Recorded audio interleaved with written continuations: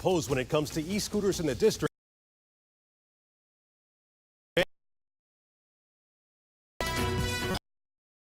ABC 7 News at 11 on your side.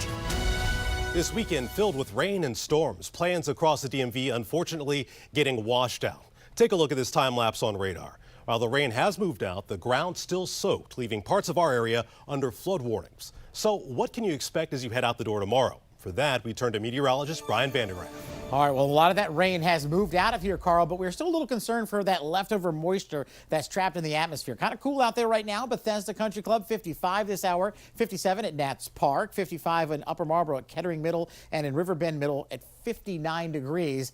And with a little bit of that leftover moisture, we could see some fog settling in, something we'll keep an eye out for. Not much on the radar other than a few sprinkles, but we do have some lingering flood concerns. Some areas off to the north, Frederick until midnight. Frederick County in Maryland, a flood warning for some of those rivers and creek areas with some higher water. Also Berkeley, Winchester, out towards Clark, Frederick, and Jefferson until 12:45. And south of town, still some lingering flooding concerns for portions of Fauquier and Prince William until 5:15 a.m. and for portions of Manassas Park, Fairfax, and Prince William until 4 a.m. So most of the rain is out of here, but the effects are lingering. All that moisture has to go somewhere, all that water on the ground. So let's talk about what's in store for tomorrow morning as we get the day started tomorrow. I do think there could be some lingering clouds. There could be a little bit of fog in spots, so watch for that. Temperatures will be in the 50s when you wake up and head out the door. Through the middle of the afternoon, clouds should break. We should get some sunshine, and we'll go with low and middle 70s for highs tomorrow with just an outside chance of an very isolated sprinkle. I do think we get even warmer for Tuesday, back in the 80s, but can you put away your rain gear?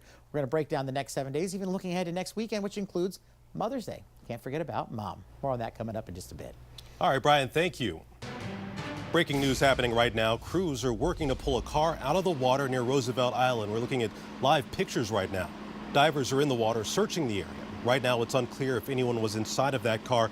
It was completely underwater and not visible from the surface. We're told that a witness called for help as the car was going in. We'll keep you updated as we learn more information. Now, either you ride them and you love them, or you dodge them and possibly hate them. We're talking about these e-scooters. They've taken over the district again now that the weather is warmer, and those scooters could soon get faster. Our Victoria Sanchez took one for a spin and has the details about who wants to make that change happen.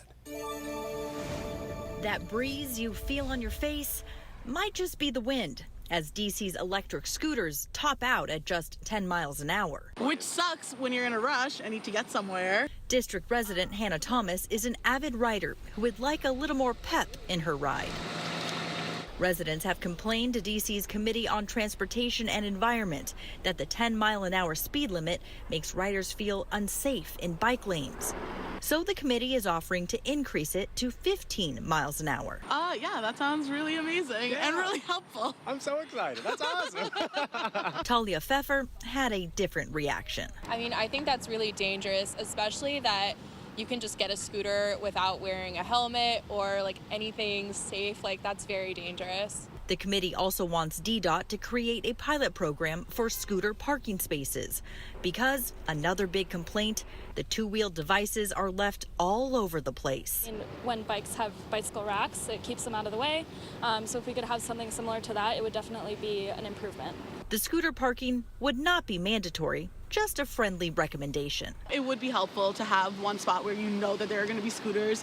The proposed speed limit increase and parking spots are both recommendations from DC Council's Committee on Transportation and the Environment for the upcoming fiscal year 2020 budget. In DuPont Circle, Victoria Sanchez, ABC 7 News. Now, it only takes one ride to get seriously injured on an e-scooter. That's according to a new study by the CDC. It shows 1/3 of people injured are riding a scooter for the first time. But the researchers saying that number could be higher since they didn't account for trips to urgent care facilities, only hospitals. The most dangerous injuries are those to the head from riders who didn't wear helmets. But the most common, broken arm, wrist, or leg bones from those falls. Now, 7 is on your side tonight, tracking all the changes ahead of the big Metro summer shutdown. In just a few hours, the stations closed for weekend work along the blue and yellow lines will open once again. Those caught off guard by the closures had to take shuttle buses to get around. But this weekend's closures just a peek at what's to come. Starting May 25th, 6 stations south of Reagan National Airport will close. During that time, crews will work on platform reconstruction. That's set